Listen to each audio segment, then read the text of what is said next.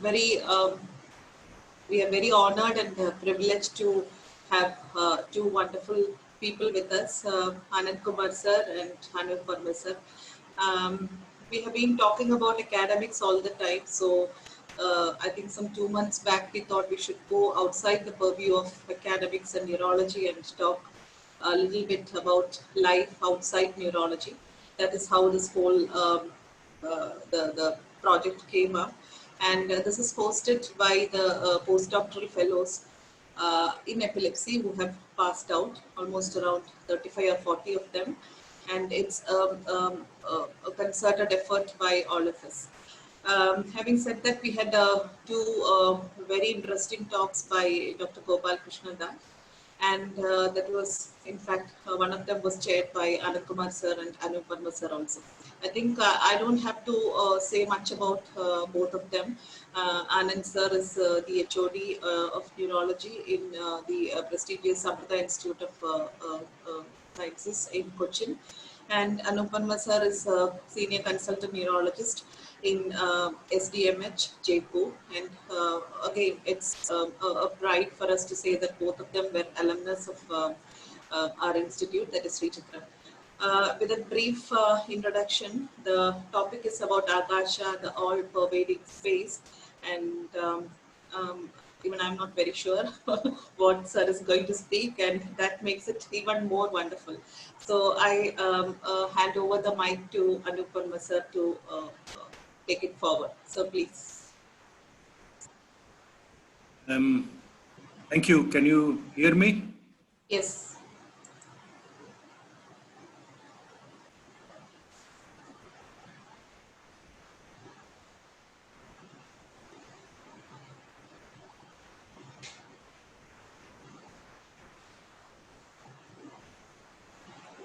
Sir, can you unmute? Now we can't hear you. Please unmute.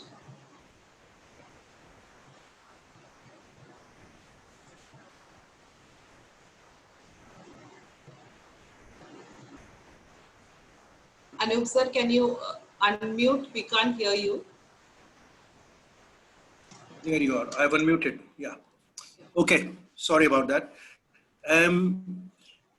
First of all, I must thank Asha to have invited us to this wonderful program. And then it is even a greater honor to introduce Professor Anand. I joined Sri Chitra in 1989, and from the moment I joined and my interactions with Professor Mohan, I can remember all the way through that in some conversation or the other, Professor Mohan would talk about Professor Anand. And unfortunately, I never got to meet him while I was in Trivandrum. But I had this mental image of somebody who was extremely brilliant, what you call out of the box, neurologist. And finally, my fate brought me to Amrita Institute in 2012 when I met with Professor Anand, and I spent some time with him afterwards in his office.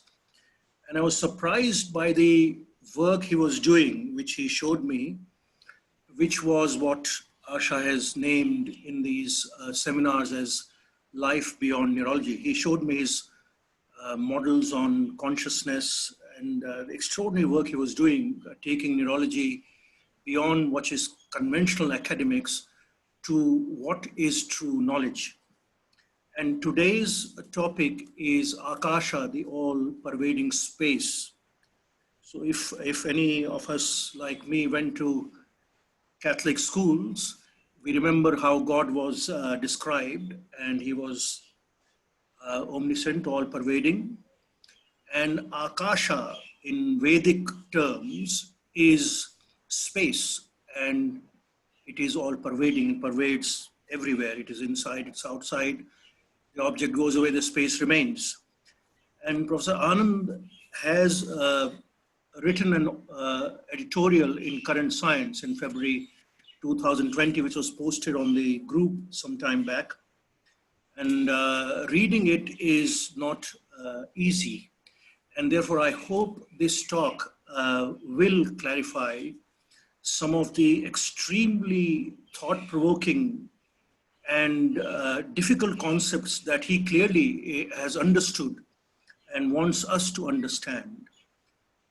In some of these topics, which are not conventionally academic, one needs to decondition one's mind and see them from a different perspective. Unfortunately, in science, and especially in neurology, we become very categorical and we seem to see things in blacks and whites. And that, I think, is where the quantum leap in these topics occurs. And clearly, Professor Anand has made that leap. And we are now fortunate for him to come and address us. Sir, please. Thank you very much.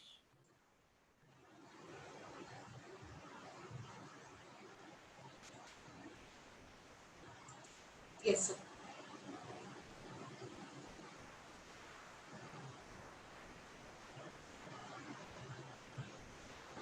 The screen is visible, sir. You just have to unmute yourself. Ravish, please unmute. I give absent, ma'am. Sir, I unmute. Already got. Yeah. Sir, can you just unmute yourself, please? Okay. Yeah. Can you hear me now? Yes, sir.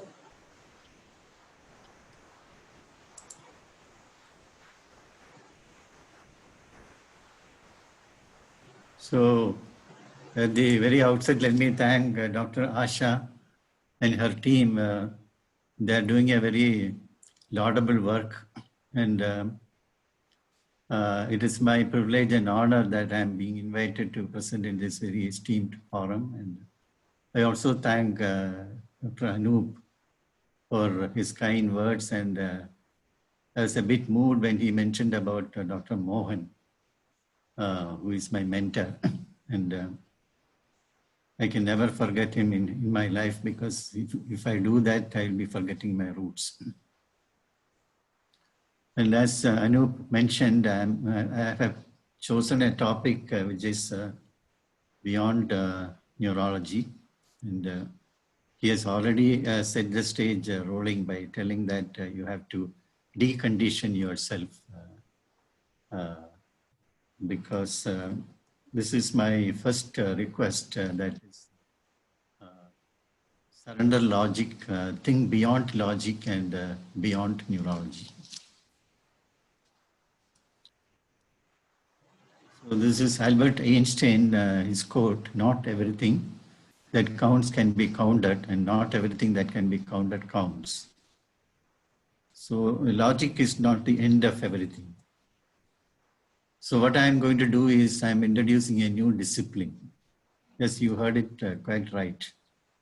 I'm introducing a new discipline. If I could see your faces, then this would have been the expression. So this science, or this discipline I called speciology. I look for more friendly terms, but all those were stolen by others in Google.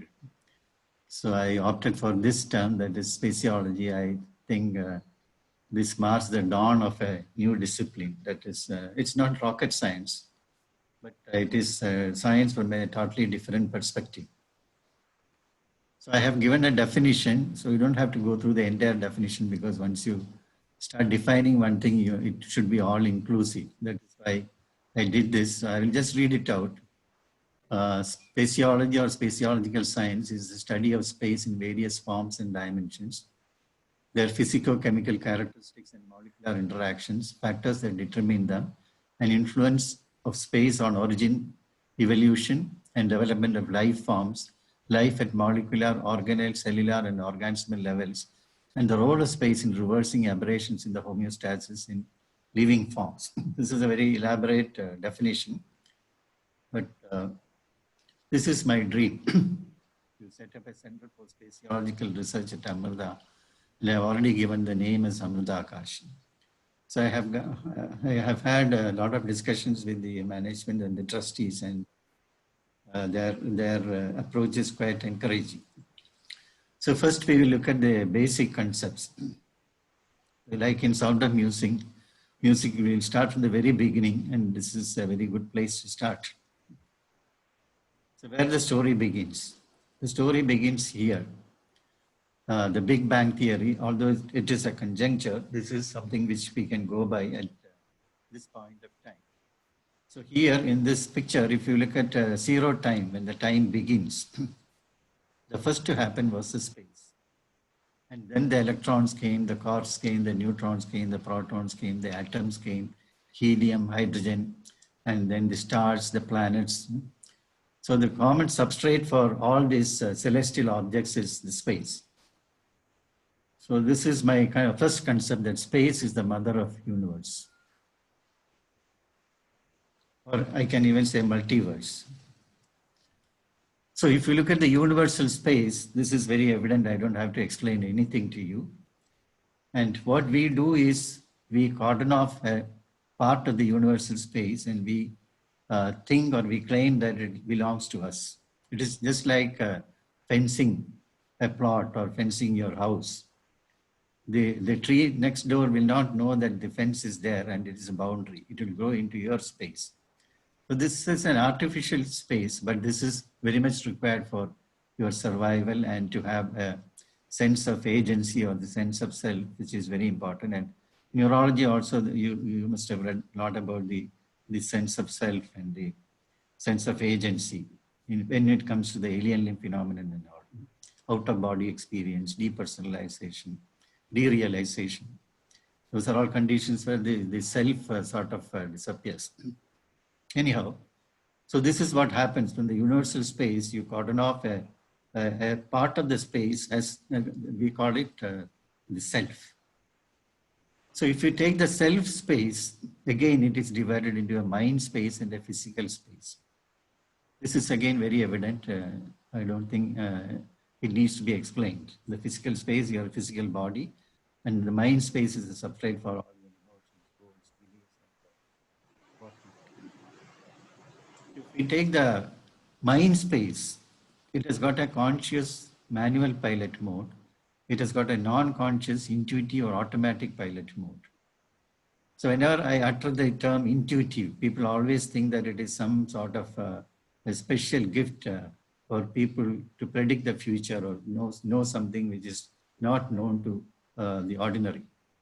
But it is not. So in neurology, intuitive space means that is a non-conscious space. And if you look at that red line, you will find that the conscious manual pilot mode occupies only a small fraction of the mind space.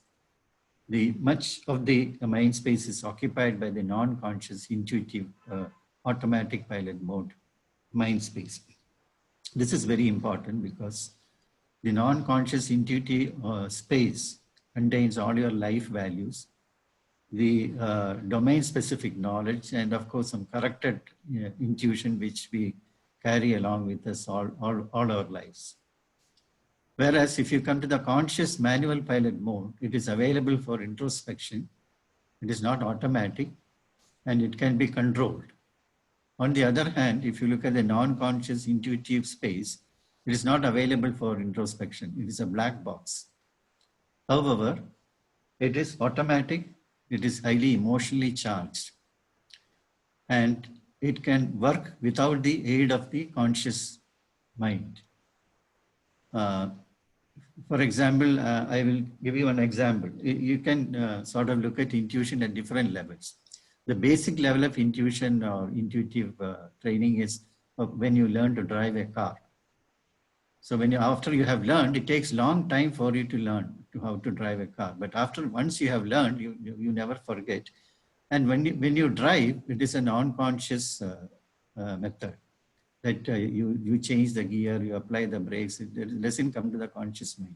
Unless an unforeseen obstacle comes, when the conscious manual pilot mode has to come in.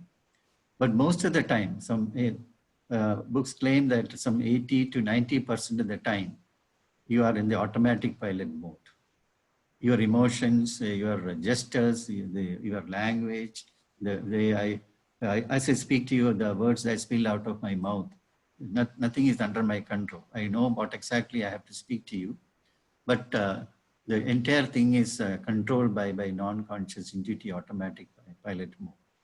This is an extremely important concept which we have to carry forward while going through the information which is to come in. If you look at the physical space, so we have talked about the universal space, we have talked about the self space, we have again divided the self space in the mind space and physical space. We have again divided the mind space in the conscious and non-conscious mind space. Now we will come to the physical space. So physical space is made up of matter. And what is matter made up of? It is made up of atoms. And what is there inside the atom? 99.9% of atom is space. So which means that, and you look at the quantum of energy embedded in an atom, the atomic energy. So it is a little universe inside an atom.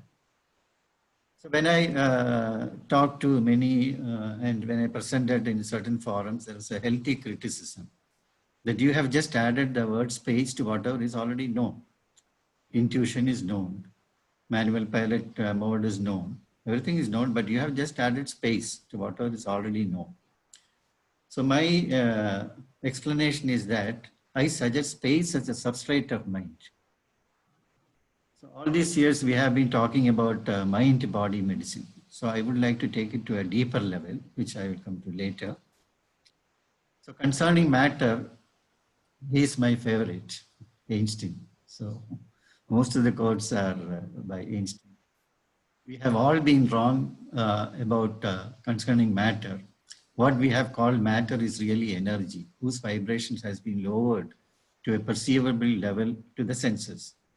There is no matter, and there is only light and sound, which means that I will come to this concept in a bit more detail later. But whatever we have been thinking about matter is all have been wrong. So this is Tesla, one of the scientists who has not got the deserved recognition. He is the one who invented electricity, and the Tesla in or MRI is named after him. So if you want to understand the universe, think of energy, frequency, and vibration. This is an extremely strong statement. That is, if you want to understand the universe, think of energy, frequency, and vibration.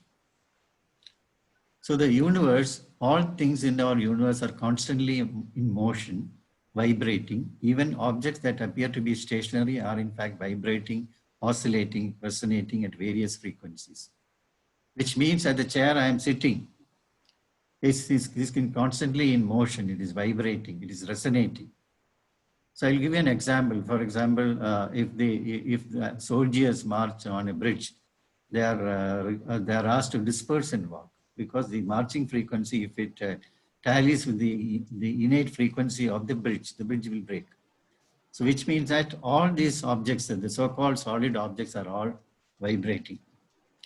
And if you look at resonance, it is a type of motion characterized by oscillation between two states. So it is the ability to drive a frequency at a higher level by using another frequency. That is what we call as resonance. And in quantum physics, it describes the universe as nothing more than vibrating strings of energy. So if you look at the human body, it's a multi-dimensional vibrational being with numerous complex energetic interactions continually taking place, which means that we are also vibrating and we also have got an innate resonance.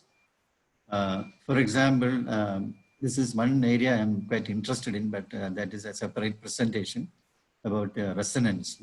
In short, sometimes we say that I vibe with that person well, which means that our resonating frequency is in tune with that of another person. It is not good or bad or anything. It is only that you are able to relate to him in much better way than another person. So each human being has got his own signature of a resonating frequency. Not only each human being, each the system, the heart has got a resonating frequency. The lung has one. And to add to that, even a single cell has got a resonating frequency. So it is the collision of all these resonating frequencies that makes the human body a vibrational being with numerous complex energetic interactions that continually take place. So if you look at the mind, the mind is again vibration.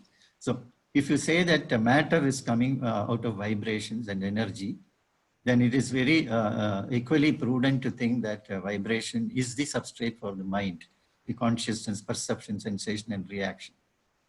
So if you look at the quantum mechanics and all, you find that vibration and energy is always interchanging. It is like a virtual particle. At times it will manifest as energy, at other times it will manifest as vibration. So your thoughts, for example, if you take your atoms to thoughts, atoms are in constant state of motion, and depending on the speed of these atoms, things appear as solid, liquid, or gas. So it is just the speed of the atoms that determines whether it's a the solidity or liquidity, or whether it's a gas. The sound is also a vibration, and so are your thoughts. So your thoughts are also vibrations. And everything that manifests itself in your life is there because it matches the vibration from your thoughts. So we all know that the thoughts give rise to your actions. So where are the thoughts coming from? The thoughts are coming from the vibrations. And where are the vibrations situated? See, look at this. Thoughts are vibrations. Vibration is energy. Energy creates life. Therefore, your thoughts are the seeds of your reality. You're constantly planting in your mind. So the vibrations are coming from the mind space, and these give rise to the thoughts. So that is why I added the term space to things which have already been described and for which a substrate was not suggested. So if you take vibration, it is the music of the universe. So if you look at the crystals, the plants, the human beings are all music that has taken on a visible form. That means that if there is a resonating or a frequency that can give rise to a shape, for example, the flower could be the result of a certain type of frequency vibrations. So this is one video. So if you look at this, the sand particles are taking different shapes according to the musical notes.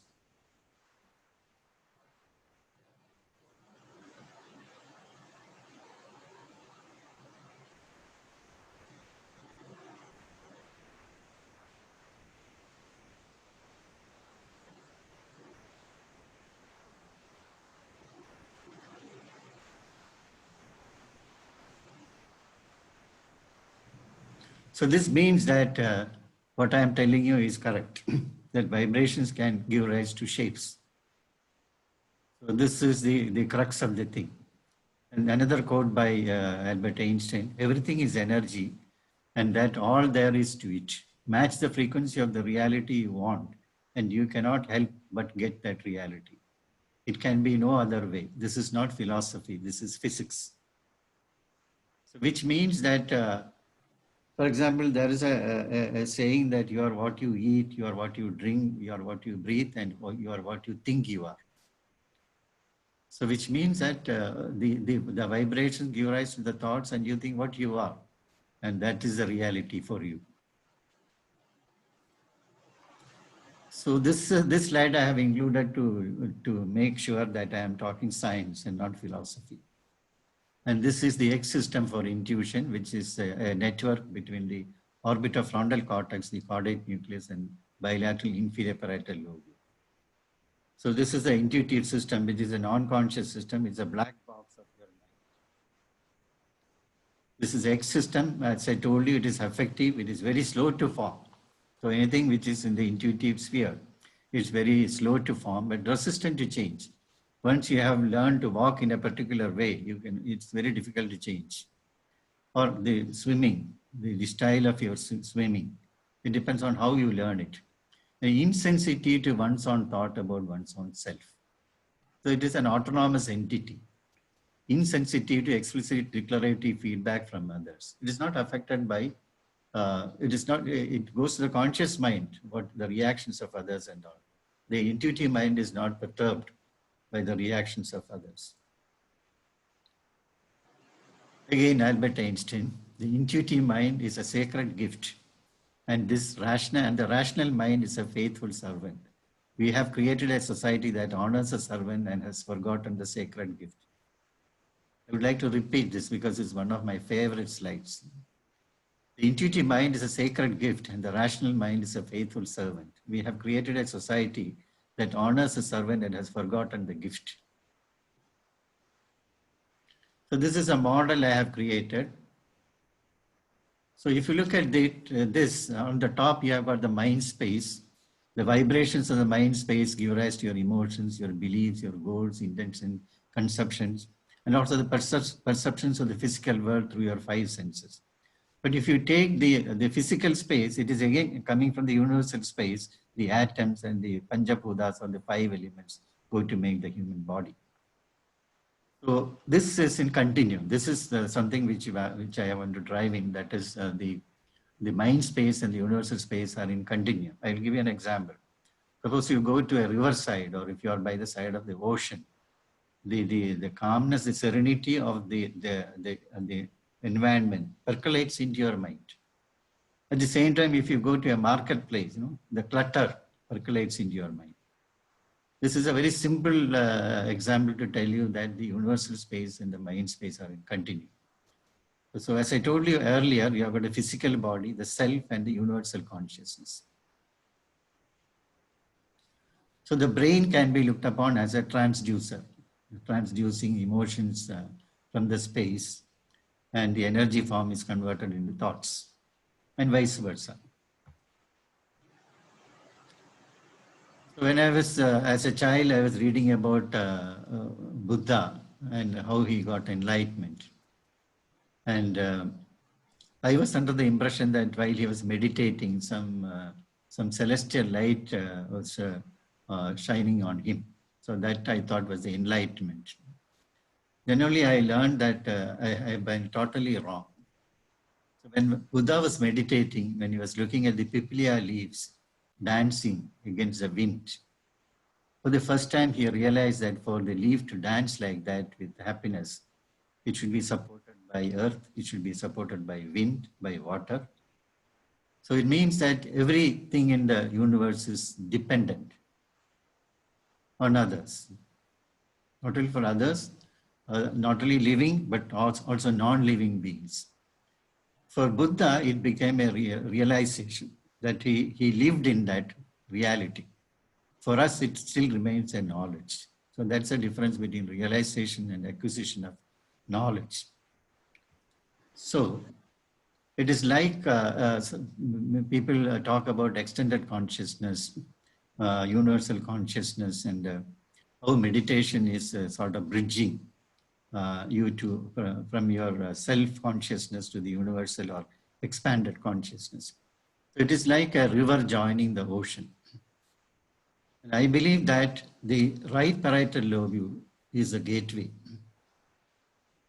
for us to communicate or connect with the universal consciousness. I'll just include a poem by Khalil Gibran. It's called Fear. It is said that before entering the sea, a river trembles with fear. She looks back at the path she has traveled from the peaks of the mountains, the long winding road crossing forests and villages, and in front of her, she sees an ocean so vast that to enter, there seems nothing more than to disappear forever. But there is no other way. The river cannot go back. Nobody can go back. To go back is impossible in existence. The river needs to take the risk of entering the ocean, because only then will fear disappear, because that is where the river will know it is not about disappearing into the ocean, but of becoming the ocean. So this is the concept of realization and sort of expanded consciousness. So in short, we are all living in a space for lease given by the universe. So I leave us Anand Kumar for a stipulated time, then I give back to the universe my physical space as well as the mind space. So this is a very important concept. So what is death? Death is giving back your physical body and your emotions and your mind space back to the universal space. So this is a picture of the Jewish boy whose parents were killed in the terrorist attack.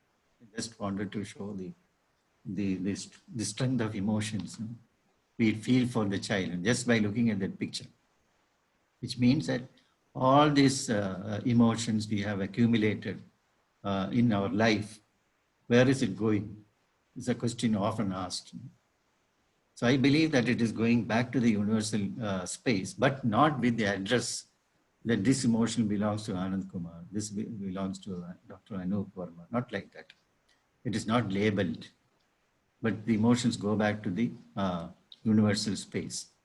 So again, Albert Einstein, I learned to take death as an old debt that sooner or later should be paid. So this is what we do. So we are given a space for lease, and then after a stipulated time, when the time comes, we give back our physical body to the space and the emotional body to the space. There may come a time when you are able to filter out the individual emotions from this ocean of emotions which have been sort of shared with the universal space.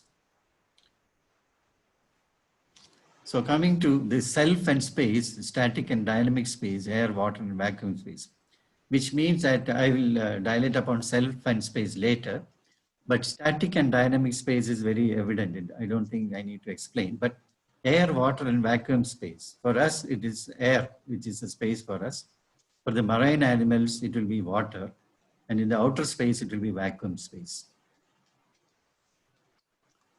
So based on that, I have designed some offshoots of my space theory. That is spatial energy, space-time, the biological aspects, space-mind medicine, spatial connectivity, inner, outer, and celestial, space and spirituality, space for the social scientists, space and art, and space and architecture. So for a long time, while in the school or in the college, we have been taught that the space is immense but inert. It was called the ether. There's nothing in the space. That is what we were told. This actually, is it inert? That's a strong postulate about enormous quantum of energy embedded in the space, which is called as a zero-point energy. So the proof of this is called, otherwise you can call it vacuum energy. When all the other modes of electromagnetic energy vibrations are removed, still there remains an energy form, which is the zero-point energy. And I don't want to go into details of zero-point energy. I don't have the mastery because it is a physical or metaphysical concept. But there's a strong theory that enormous quantum of energy is embedded in the space, and which can be tapped, but people feel that if you start tapping the spatial energy, the symmetry of the universe can be interfered with. So whatever it is, even in neurology, there has been postulate how the zero-point energy works at the electron or genome or proteome level. So the theory goes that the quantum of spatial energy contained in a cup of tea can boil off all the oceans on Earth. So you may laugh at me when I state this sentence. How can the quantum of energy contained in a cup of tea boil off all the oceans on Earth? But if I tell you that look at or think about the number of atoms contained in the tea, then it will be more acceptable. But if I say that beyond atoms, in the space, there is much more quantum of energy, then it is more acceptable. So there have been vacuum experiments by which the presence of this sort of vacuum energy or spatial energy or zero-point energy has been proved. Coming to space-time concept, I am not talking about the physics of space-time concept. What I am talking about is the biological time. So the concept of time for the human mind, I believe that it is a way in which the spatial events are getting recruited. For example, if you ask me or the one who is listening to my talk, so he will give an approximate time duration for which I have spoken. It is because of the recruitment of spatial events at a definite rate. The brain is able to come out with an answer. So you have got a personal time and you have got a governmental time. You can ask me that even when you sleep, even without the alarm, suppose there's an exam, you get up at the correct time, 5 o'clock. So where is the spatial event? You can ask me. But I believe that the brain is not sleeping even when you sleep. Especially during REM sleep, it is an active brain in a paralyzed body, which means spatial events or inner spatial events are happening even during sleep. So you've got this personal time and a governmental time. So to explain that, for example, if you are if you are listening to a boring lectures like this, then half an hour will feel like say 2 or 3 hours. At the same time, if you go for a Shah Rukh Khan movie or something, 2.5 hours will be half an hour. So there's a constriction of personal time depending upon the interest kindled in your brain by that spatial event. But the governmental time will be fixed. And one should also look at the time concept during meditation. So if you ask people who are meditating, they will be meditating for hours together or even for days together. And if you ask them, they have no idea about the time concept. It will be invariably shorter than what they have gone through. So we can study the space-time relationship and the brain linkage. Again, Albert Einstein. When you are courting a nice girl, an hour seems like a second. When you sit on a red hot cinder, a second seems like an hour. That is relativity. In the space mind medicine, the effect of a clean inner space and external space on positive health. Example for being with nature, which can be studied at different levels from genetic to intracellular transduction level. And spatial changes is warning signs in epilepsy. In epilepsy, there are epilepsy sensing dogs. So how they are able to do that? They can warn the patient beforehand. So there's something happening in the space around the patient, which the dog is able to sense, we are not. So it's a totally different way of looking at disease states. Instead of looking inside, you can always look outside. So the effect of stress, emotional, the stress can be either emotional, physical, or chemical on the inner mind space and the place of corrupted intuition and the place of yoga and meditation. So far, nobody could say that where is yoga working? Where is meditation working? I propose that these are working at the spatial level. For example, music and art therapy, especially for dementia and other disorders. Where is it working? So I believe that it is working at the spatial level. Coming to spatial connectivity, I believe that there are an inner, outer, and a celestial spatial connectivity. I'll explain. If I get angry, my entire body comes to know that I am angry. Each cell will know that I am angry. How is it possible? It is believed that it is through the nerves and the hormones. But I believe the fastest conducting medium is the space. Similarly, there's an outer spatial connectivity. If a child is sick, the mother, irrespective of how far she is away from the child, will come to know there's something wrong with my child. How is it possible? So I believe that it is again a spatial connectivity. There have been experiments where mice, the offsprings of mice have been taken underwater and killed. At the same time, the vital parameters of the mother was checked and it shot up, which means that there is an outer spatial connectivity and could be the explanation for parapsychological phenomena such as telepathy. So this is celestial spatial connectivity, which will be a very controversial thing I am going to suggest. So there's something called medical astrology, and there are studies being done in Amrita on medical astrology. So I believe that I will not go into the details of that, but my own contention is that the celestial spatial connectivity is again through the space to celestial objects. So it is worth that you study astrology as a science and not something which is unknown. This is again another very important concept I have evolved, that is a concept of self and space. That is private space, personal space, professional space, social space, and spiritual space. I will give you examples. For example, if you take private space, your private space is in your toilet. In your toilet, you will look at the mirror and show faces. If I ask many people, they may deny, but most of us do that. And similarly, if you have a problem and you are done with that and you cannot solve that, and you surrender it to your intuitive mind, the solution will suddenly come up when you are brushing the teeth or when you are taking bath. This is when you look at the story of Archimedes, he ran naked. So this means that the private space is the one where the intuitive mind is highly active, because you are not being judged, you're not being observed. Similarly, you have got a personal space. So if you enter into an elevator or a lift, suddenly you become silent. This is because strangers come into your personal space, which you don't like. On the other hand, if you go for a social function and all, two people may be talking, another one will just come and just hug this person and go away.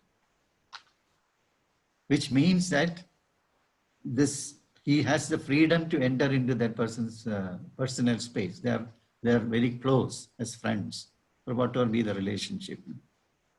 So even by the body language, you can know what is between them. Similarly, professional space, I don't have to explain. Social space, again, I don't have to explain. Spiritual, again, is an inner path. And that also I need not explain. But what is important for me is that these have to be strictly compartmentalized.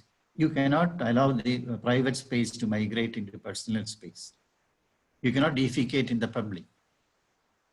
Similarly, if you have a faith at the personal level, you should not impose that faith in your professional space or social space.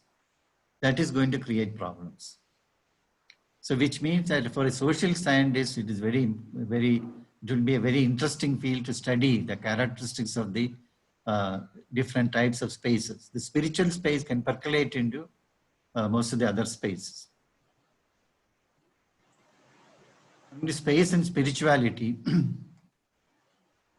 see, people who are realized, irrespective of the religion, when they come in, they change the space around them. So how are they doing that? I believe that there should be physico-chemical changes happening at the spatial level around that realized person or realized soul. So we can again study. Coming to space and architecture, again, the use of space, or the judicious use of space in architecture, I don't have to emphasize. It is very clearly known the best architect will be the one who is utilizing the space to the maximum. So that spatial concept should be inside his brain. Similarly, if you look at Vastu, there are defined positions in which each type of trees have to be planted and what should be the orientation. Although these days Vastu is used to scare people, that you should demolish the kitchen and put it somewhere else. But that is not the way to look at Vastu. So it should be looked at in a different perspective. And when you build a house, what you do? You are trying to do everything for the inner space, that you put an AC, you buy a television, and the floor should be very attractive. But most of these things are against your health, if you look at it in the correct perspective. But on the other hand, we don't care much about what is around our house. What is going to count is the greenery, the ambience around the house, which is going to give you positive health. So that the space around the house is more important than the space inside the house. Similarly, your neighbors, it's called satsang. It is not that a neighbor which you got is bad or good or anything like that. It is only that you should be able to vibe with that neighbor. Sometimes you may not have a choice, but at least you should keep this in mind, that, or you have to sort of adjust yourself that you vibe with him, knowing him fully. So that is, I have seen the best of you, I have seen the worst of you, I choose both. This is space and art. This is none other than Professor Rama P. Venu, who is a very internationally renowned gastroenterologist, was head of the Department of Gastroenterology at Amrita. He is is Krishna Vesham. And I have had long discussions with Dr. Rama P. Venu, who is knowledgeable about almost everything under earth. So he told me that the entire Kathakali is done within a space of 3 feet. All these Mahayuthams and whatnot, and everything is Langadhanam, everything is done within 3 feet space. So similarly, there are other art forms where space is judiciously used. So in this, I'm very much interested in the stage space and the audience space. Knowing the details of these spatial definitions, whether we can give recommendations as to how to sort of generate a stage space which is attractive, and also how to design an audience space. So this is again something which we can look at. I mean, the spatial interventions, so all this time I have been talking about theory. Unless it is useful for the human being, as a patient or not, it is not worth it. So first is a neuro-divine process that can change the world for the better. So again, you might laugh at me, whether I am in my right senses. Okay? But I believe that a child's mind is pure and intuitive. One can put gold or garbage. So you are what you are because of your life values. And who has put the life values in your mind? Your parents and primary school teacher. So last time I told about the story of Dr. Abdul Kalam when he came for a lecture in medical college. So one of the students got up and asked her, what is your solution for terrorism? So everybody expected some sophisticated missile technology, but his answer was very profound. He said, you concentrate on the parents and primary school teacher. So which means that if you want to have a generation with sound life values, then you have to start from the childhood, early childhood, where the life values are put and where the intuitive mind is developing. So the intuitive mind of a child is like a clean, serene pond. You can put gold or garbage. If you put garbage, you get it back. So intuitive mind development programs, nurturing clean intuitive space in children. You have intuitive mind development programs. Also empowering parents and school teachers. I think it is the duty of the neuroscientist to do this. The parents and school teachers should know that the concept of intuitive mind and what they are doing, because they are looking for role models, the children. It is what you tell them, what they imbibe. Special intervention for rehabilitation. That means that you can recreate a space. For example, in your youth, you must have released a particular type of space, that a particular type of music, particular type of fragrance, particular type of light ambience. So you can recreate that by interviewing the relative or the spouse. And then you can ask them or permit them or allow them to dwell in that space for a time. You can give different sessions. No? And we know that even in Alzheimer's disease, the emotional networks are preserved till the end. So this is one way of looking at it, the spatial intervention for rehabilitation, which can be done either in a studio or by using virtual reality. So I'm starting off all this in a small way. If you look at this picture, you will think that it is some tourist spot. But this is a hospital space in Healing Gardens in the City of Hope Cancer Center in LA. So it is very important that the space around the hospital is equally important. For example, children go there and sit and watch this beauty of nature and all. And their results are far better. the way the children respond to the treatment is far better than other places. Similarly, inside the hospital also, you should create a friendly space. As soon as they see the doctor wearing an apron and a stethoscope and all, this is something maybe intimidating to some of the children or even adults. This is a picture of Viktor Frankl, who is a renowned psychologist. Being a Jew, he was caught and put in the concentration camp. So when he came out of the concentration camp, the strong theory of as to why the human beings, the life is ticking forward, what is driving us forward. The theories were that it is either the affection or love you get, or it could be that it is the quest for success. But he came out with the theory that it is neither of the two. Because while he was in the concentration camp, what made him think of escaping, or that as a possibility, is that he had hope. So the most important thing which ticks us forward is hope.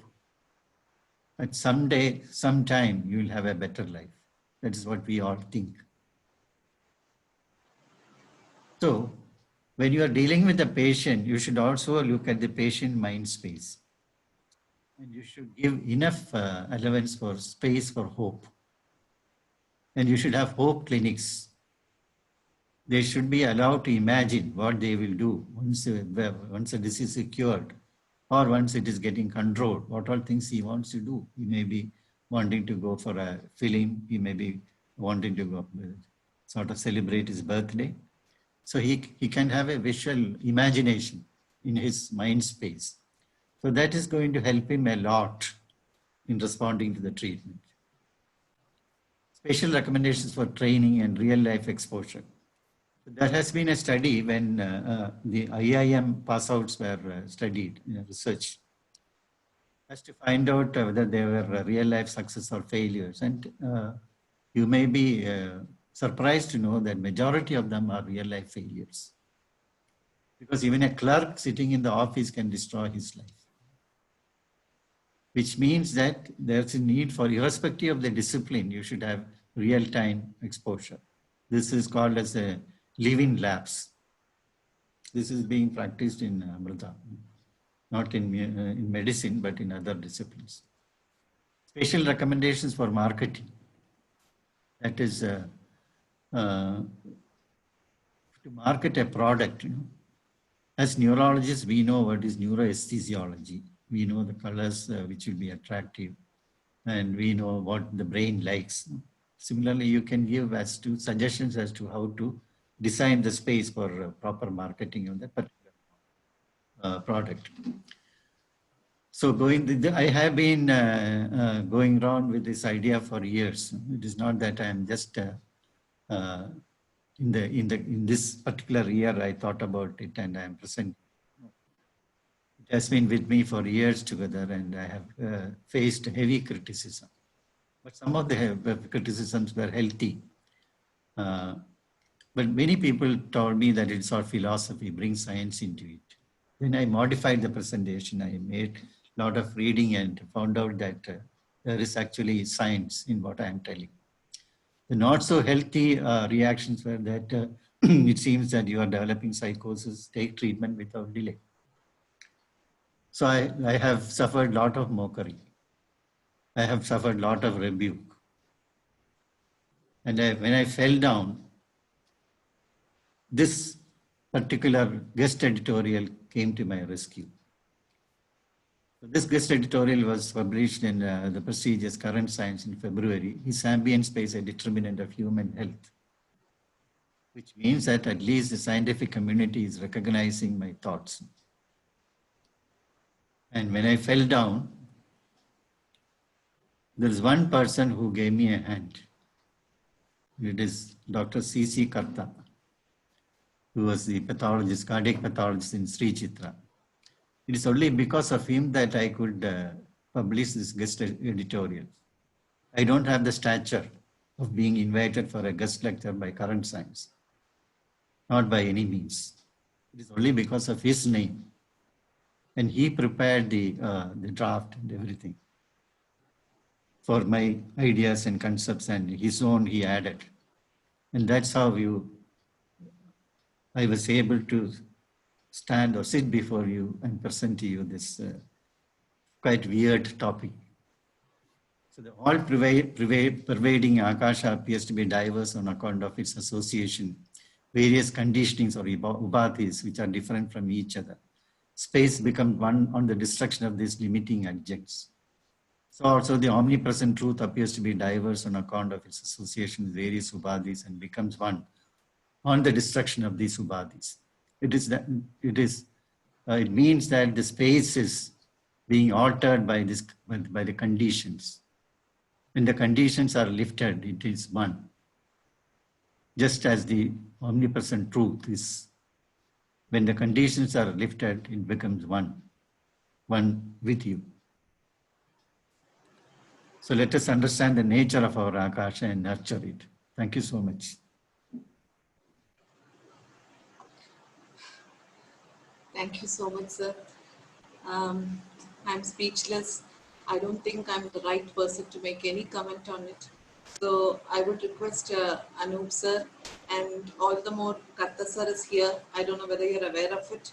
I would like to introduce Katta sir. Sir, can you just show up in the video so that people can see you? Katta sir, please. So as he unwinds, he was the chief of cellular cardiology in Sri Chitra for a long time, and the right person to talk about it, as sir rightly said, along with Anup sir. He was then in Rajiv Gandhi Center for Biotechnology as well. I welcome Katta sir into the forum, and also request Anup sir to take it ahead, please. Thank you, Asha. We must all agree we can't applaud because of the nature of this meeting, but I'm sure the presentation would have drawn huge applause in the hall. As Professor Anand was recounting his experiences, all great ideas are thought to be heresy, even madness, and if he has received the comments that he showed, it only endorses the fact that he has come upon something which is great and clean out of the box. I think in summary, what we have learned is that he has tried to bring the concept of space, both from the physical world, the inner world, from the physical sciences, and also overlapping into the philosophical sciences and even spiritual studies, into a coherent and an integrated approach towards treatment of space, which is extremely difficult to conceptualize. You see, space is one of the most subtle elements in the Panch Bhutas, as Professor Anand explained, and Chidambaram Rahasyam is the place to go and worship it. It is very difficult to even understand it unless the Dikshitar is kind to show you how you understand Chidambaram Rahasyam. So we have a very ancient tradition of worshipping space as the substratum of all that we see, which was the last slide of Professor Anand. Very many of you may know that Chidambaram is one of those temples where the Aarti is the first in the morning and it is the last in the night after every single temple in the whole country has performed its Aarti. So Akash is supreme. The question about science, and you're talking philosophy, please bring science into it. This is a perennial problem, and I do not know whether it is solvable. Science is a description of our experiences. For example, if you talk about the Big Bang, which he showed us, it states that the point before the Big Bang is not amenable to question in physics. Now, this is not the way that the, quote, cosmological treatment, unquote, in Vedic scriptures treats this very topic. In fact, for them, there are several Big Bangs, and the time before is always there in seed form. At that point of time, space and time does not exist.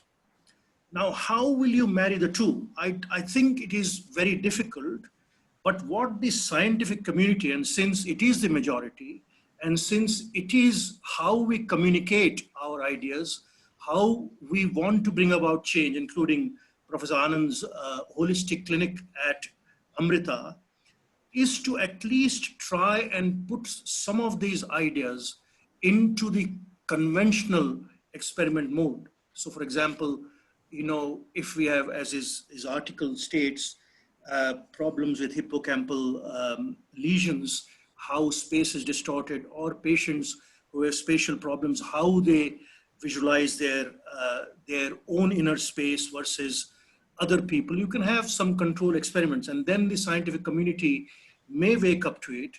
And once that happens, then you may put in certain of the principles which may not be amenable to science, because everything will not be amenable to science. I think he has stated a very important way of looking at health rather than disease, which is what we always do. And I think I can see there are lots of questions, and I think Asha will probably help us get through the questions. There has been immense interest in the audience. I must once again thank Professor Anand for his brilliant talk, and also to Asha for having allowed me to come and be a participant of this excellent session. Thank you. Thank you so much, sir. Now I like to invite and request Karta sir to pick up a few words. Sir, are you here still? Ravish? Yes, sir. Please, sir. It's a long time since we have met you. Can we see your face too, sir? And the sound is not quite clear. And Ravish, can you just mute the other people?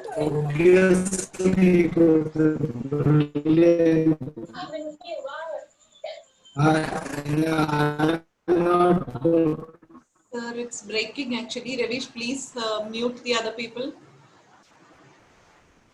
Karta sir, can you just start from the beginning? Yeah.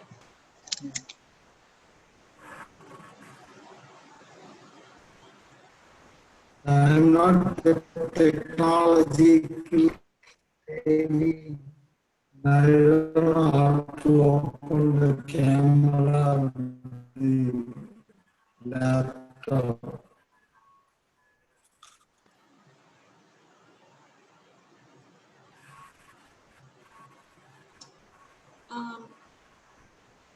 Ravish, is it my problem or? I think sir has a network problem, probably network problem. Can we come back to sir That was a after? brilliant scholarly alluring didactic. Excuse me, sir, we can't hear you well. I have I agree with Ravish, you can communicate with sir and rectify the problem. In the meantime, Yeah, okay. I think Anand Okay. sir will take up the questions one by one. So there are quite a few number of questions, so I'll try to put it very briefly. Few questions are about dreams actually.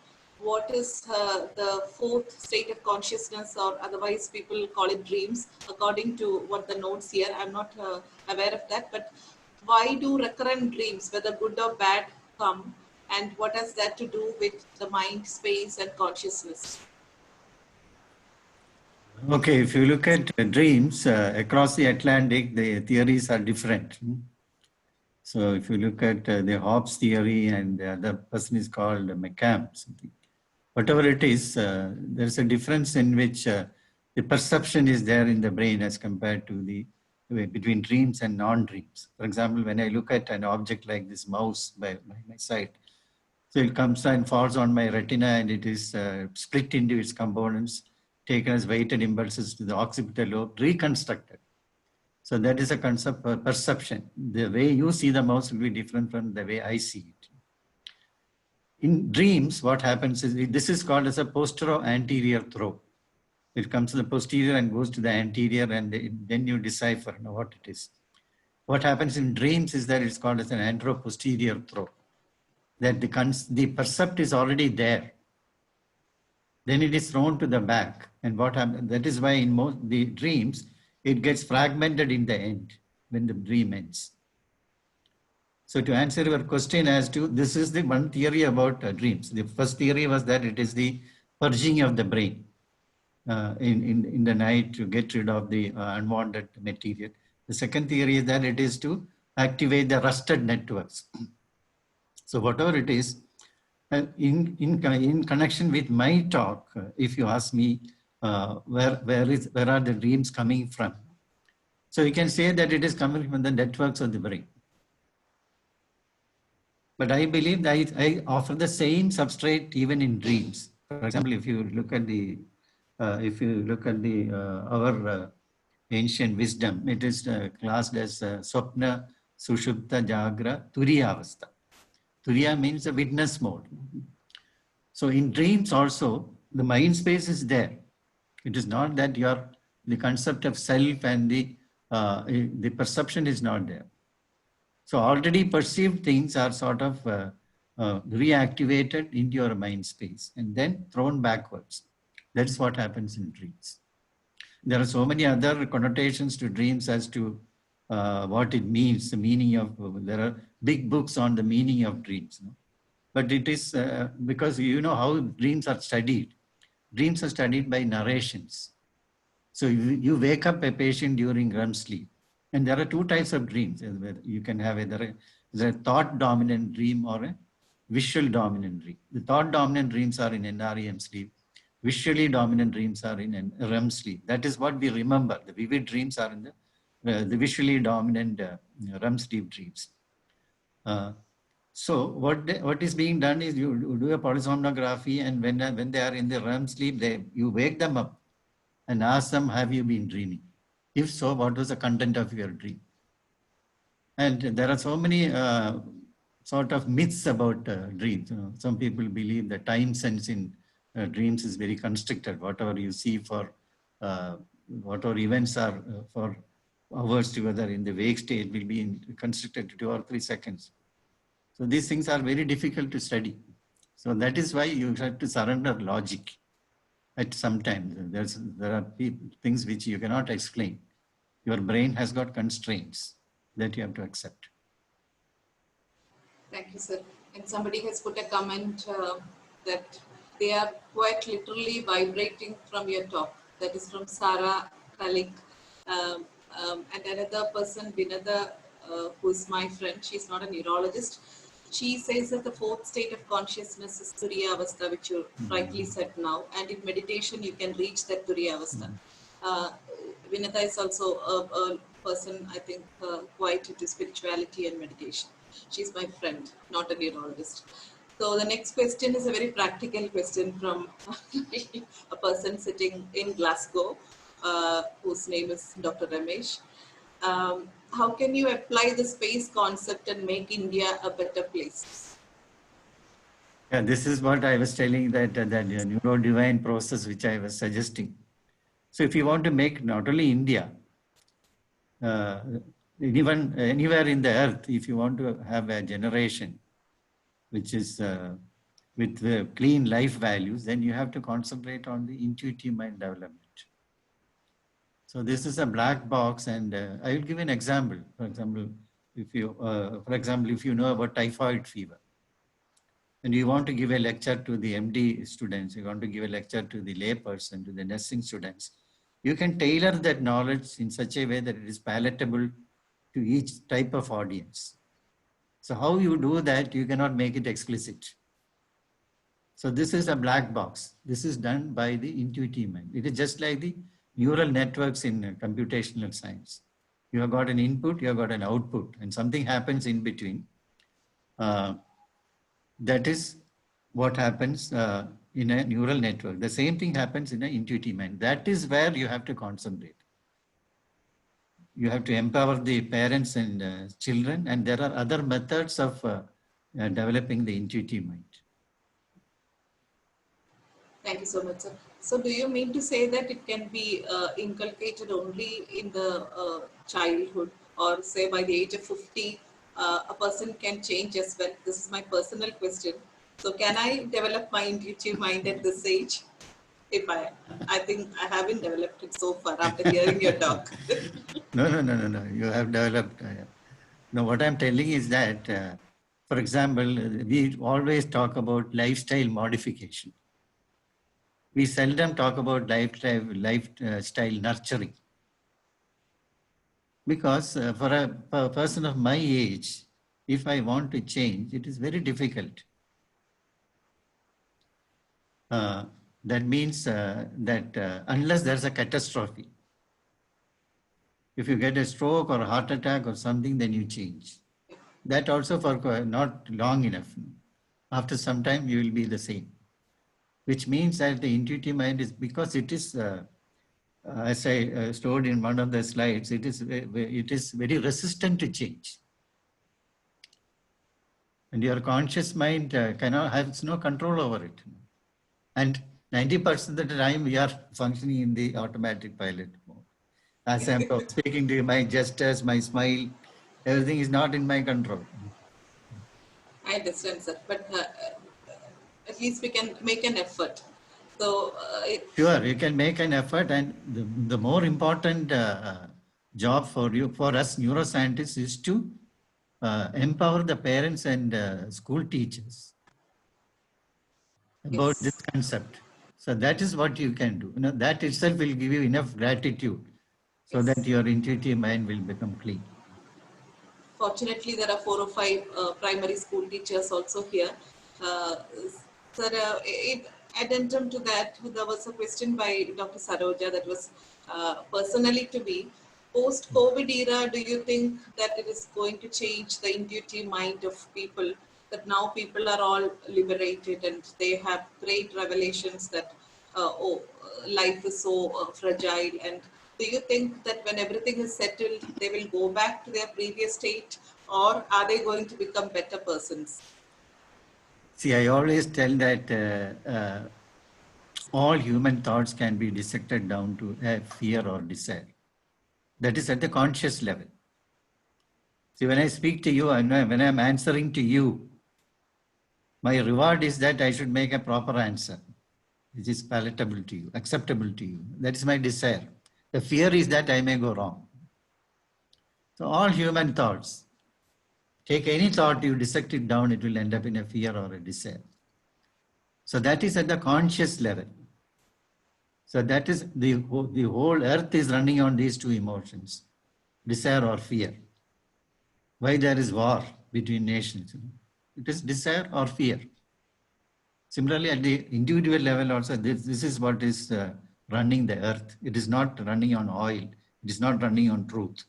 It is running only on fear and desire. So which means that in the COVID phase, whatever is happening at the conscious level only. You can get depressed. You can feel alone or solitude, which you cannot take it. And you have no option. So all these things will happen at the conscious manual pilot mode. It may not have much effect on the intuitive mind, because if you look at the corrupted intuition, so I talked about 3 components of the intuitive mind. One is life values, domain-specific knowledge, and the corrupted intuition, which you carry with you. So that can be affected to a certain extent. For example, I'll give you one example about the domain-specific knowledge. When you're doing ICU rounds, you take decisions. It is not run by logic. It is not that you run through all the possibilities and come up with a decision. It is called as heuristics, or it is called the rule of the thumb approach. You make a quick decision, and the decision is going to be of value depending upon your experience. If you have put typical models of your domain-specific knowledge, the intuitive answer will be correct. If not, it is going to be wrong. So my answer is that whether it is a post-COVID area or not, it is going to make substantial changes in your attitude to life. I totally agree. Because whatever we thought that is inevitable, we have been taught that it is not. 1 gram of virus can change all your life. Thank you so much, sir. Can I take a couple of questions more, sir? At least 2. Yeah, sure. Yes. Sir, what has entropy to do with the realm of space and consciousness? Entropy. That is one question. I have gone through this drill of entropy and I have not been very much impressed. So I don't think I can speak on that. So what is this entropy? Even I'm not the right person, but entropy in the real sense, I understand the literal meaning, but what is that has to connect with this space actually and consciousness? Yeah, that's what I could not understand also, although I read about that. So I don't think I can answer that question. So we can take it at the end from the person who has raised that question. And finally, Dr. Rajesh here has asked a question. Do emotions become part of karma rather than getting back to the universe? Do emotions become part of karma? Because since you have come out with a great concept that emotions have a meaning and they are important in life. So what is that to do with karma? That is what his question is. So I think the path of karma is very difficult to decipher. So, because there is no democracy in the path of karma. Some people who are supposed to be very good, they suffer. Some people who are not that good, they are at the top of the world. So which means that one theory is that it is because of your poor janmas and all. So I didn't want to bring that sort of, some people will call it pseudoscience also. So to answer your question as to whether your emotions will contribute to your emotional, the karma padam or the path of the karma, I feel it will definitely do that. Because as human beings, we are born as very, very nice people. If you look at the child, it is before it starts interacting with the other people, the child's inner space is very clean and we are all born like that. So it is the right hemisphere. For example, even if you tell a lie, the right hemisphere knows that the left hemisphere is telling a lie. That's why you sweat, your heart rate goes up. So similarly, we are all born as good human beings. It is your survival instincts and whatnot that is going to change. But if you lead a life of, for example, empathy, and you get most happiness when you do something for another person. That the sense of gratitude, that we are all like that, Suppose you, last time I told you, if you are in the traffic signal and you suddenly stop and beggar comes and asks for alms and all, immediately your natural tendency is to go to your pocket and give it. But the left hemisphere will come and it will come up with a lot of excuses, It is going to change, the signal will change now, you don't have change, that chap can have enough health to do work and all. So which means that, and what is dharma? So I had a discussion with Professor Vallithan once about what is dharma. I asked him. So he told dharma is contextual. So the right and wrong also is contextual. So you cannot tell that whatever you have done is right. And when you look at it from a distance, it may be wrong for that context. So which means that there are, as I told in the last slide, there are so many upadhis, so many conditions which can determine what you are doing is contextually dharmam or not. So it is very difficult to define the path of the karma, but at a personal level, I believe that if you are good to others and if you derive happiness by helping others, definitely it will add to your karmas. Okay, sir.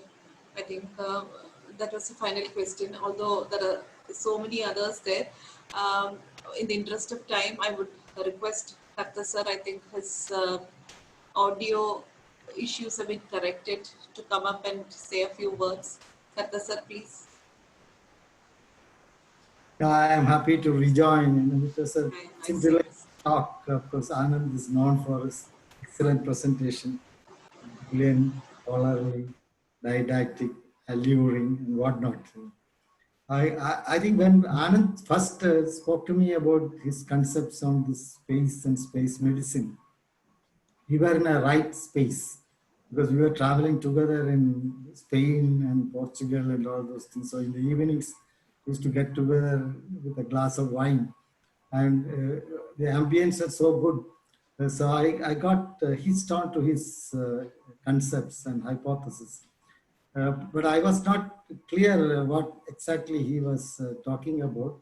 Of course, I never thought he has become psychotic. Anyway, he sent me his first sets of slides, and then I started studying about thing, and I got more and more attracted. And as a pathologist, I always think about this, extracellular and intracellular spaces and how in disease processes all these spaces get affected. And then we had one more, my brother-in-law who was a physicist, my sister, they were also with us. So they started talking about the, the vibrations and frequencies around us and all that we cannot actually feel or we cannot see, but certainly they have their effect on us. But as Dr. Varma said, these are all still, a lot of experimental evidences have to be brought out to fortify these thoughts. And I think Anand is in the right direction because the last slides about the different kinds of spaces and the kind of interventions we can use to study its effect on the physical space and the mind space in us. Those would be extremely, I think I look forward to seeing his results on those kinds of studies and wish him all the best for his work. The other thing, and I don't think we have to dissect out whether this is philosophy or this is science.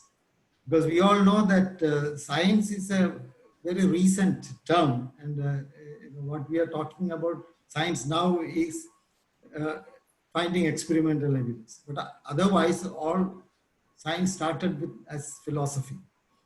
So if you look at historically, it is the curiosity of man which tried to find explanations, and then all this ancient wisdom came out of thinking and trying to find answers for all that we observe. So here we have, Anand has enumerated lots of observations which relate, the effects of different kinds of space on the physical and the mind's, the physical body and the mind. And so now what we have to, if you have to take from a philosophical perspective, a scientific perspective, all that we have to do is to do experiments. And these experiments could be in vitro experiments, ex vivo or in vivo experiments. Certainly we have to do experiments. Again, I consider myself fortunate to have a friend like Anand who keeps on, provoking our thoughts, and I certainly wish him all the best. Thank you very much for this opportunity, Dr. Asha. So much, sir, and I think Madam is also doing well. We haven't seen you for some time. Nice seeing you here, sir. Before we wind up, I missed out a question, and probably Sri Praveen Vaganavar wants to bring up a quick question. Shall I read it out, sir? Yes. I have been into spirituality from many years, right from Osho, Jiddu, Ramana Maharshi to Vedas. I have read and applied their concepts. Sir, blessed to see a spiritual doctor like you. Please answer my question. So the question goes like this. So many great scientists like Tesla, Thomas Alva Edison, and even great philosophers say, my brain is just the receiver in the universe. There is a core from which we receive ideas, knowledge, and strength. You just need to tune your mind to that, and you can download anything you want from this universe. Sir, is this true? So this is what I was showing in one of the slides where I was projecting brain as a transducer. Exactly what you are telling now. That is transducing the emotions, the vibrations from the universal space. So that part, I think we are in the same page. And what is the next question? Next part of the question? Um, he wants to know whether it is true that we need to tune your mind and download anything from the universe Yes, yes, and yes. make it a possession. Yeah, correct. So there is, this is again my own view. That is, there is an exogenous source of knowledge and an endogenous source of knowledge. For example, to give a typical example, if you look at, as I'm speaking to you, my blood gases are being adjusted, my blood pressure is getting adjusted by the autonomic nervous system, and this software is not under my control at all. This sort of knowledge is built into your system. And luckily, the creator has not left it for the conscious mind, because we would have meddled with that. So he saw to it that the autonomic nervous system is not under conscious control. And this second to second correction is made at a different level, which means that it is not the exogenous knowledge we have that is the only thing which is existing. There is a lot of inbuilt knowledge within you, even in the so-called mentally challenged. This knowledge is built in there. That is one thing. The second thing is that there are people who have had no formal education. So they come up with ideas which are very difficult to explain. Even the formally educated people cannot think like that. So there is one theory that it is like showing a torch into a dark room. That is how you accumulate knowledge or exogenous knowledge. I'll give one more example. So if you look at Sri Ramakrishna Paramahamsa, so at other times he was a normal person. So his discourses begin when he has this aura of the flamingos or the birds flying, and then he starts talking. So whatever he talks is a very high-flown philosophy. And then he comes back to his normal state or basal state. So where is this knowledge coming from? So it's quite possible that there's an endogenous source of knowledge, apart from the built-in knowledge which is within you. Look at the you look at a cell. For example, I can take the example of a hepatocyte. It has got the core knowledge or the core competency to develop into any cell in the body. But there's a switch which tells that it has to develop into a hepatocyte. And then it knows how to divide, and it has got a space and time concept also. It knows how to divide during stipulated periods of time and how to bring into a shape of the liver and occupy that space in your abdominal cavity. So all this information is built in. Apart from the instincts, for example, the calf goes to the udder without being told. Apart from that, there are highly sophisticated knowledge built into your system. So it is equally possible that the other type of knowledge, what is research? What we are doing by research in science, it is research. We are not inventing anything new, except when it's creativity. So if you have the 7 notes, from that, if you create a melody which has never been there before, that is creativity. But science is not creativity. Science is just finding out what, or exposing, or unmanifesting, or manifesting the unmanifest by your experiments. So there is a truth there, which is lurking underneath all these corrupted intuitions and all, corrupted knowledge. So that is what you study by your randomized controlled trials and qualitative research and all. By that, you are trying to find out the truth. Many a times you cannot get into the truth at all. You take any controversial, for example, a treatment problem, for example, giving anticoagulants for venous thrombosis and all, with infection. Or something like that, where there's a lot of controversy. At the end of the meta-analysis or systematic review, what will be written is that ultimately it is the prerogative of the treating physician to decide what is good for that particular patient. This is personalized medicine. It should have come long time back, because variation is the rule of the nature. I am different from you. One size doesn't suit all. So that is why, even although it is very late, personalized medicine has come. What is good for you may not be good for me.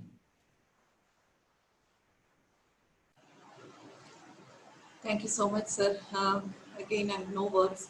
I think from the awake, the sleeping state, and the dreaming state, I understand that there is a fourth state, and I understand that what you say is not any out-of-box thinking. I think only few people like you are thinking. We are all just doing something. That is what I think. And I just fold my hands and thank you so much, sir. And before we wind up, I request, because there are 2-3 people saying you should sing 2 lines for us. Anything to prove yourself that you are not psychotic, you are a normal person, you are the right person. You can torture in one way only. No problem, sir. This is very beautiful torture. So 2 or a stanza, whatever you like. Maybe I will sing one prarthana which my sister used to sing, and I learned from her. My mother taught my sister. So I was the innocent bystander at that time.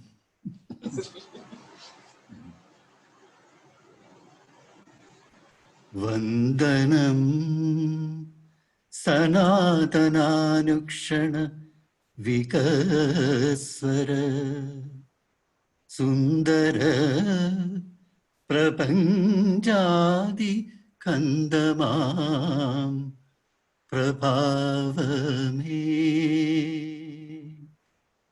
Airam Prapanjate ഉറക്കി പുതപ്പിച്ചും ആയിരം പ്രപഞ്ചത്തെ ഉറക്കി താലോലിച്ചും സ്ഥിരവാത്സല്യത്താലേ തുടിക്കുമനാദിയാ കരളിലെനിക്കിടം തന്ന കാരുണ്യം വെൽവൂ.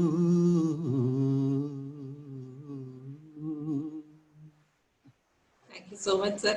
For the non-Malayalis, can you just put 2 lines and say the English version of it? Because at least 50% of the audience are from outside Kerala.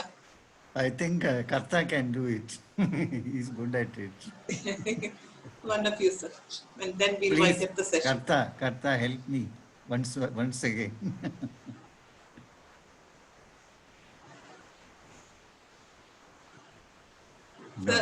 Yes, you can say that in 2 statements because. So Vandanam means salutations. Sanadana Anukshana, that is the universal.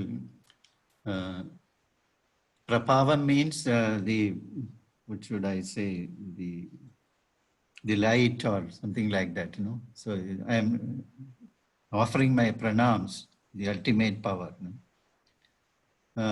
Thousands of universes it has sort of nurtured. Thousands of universes it has put into sleep.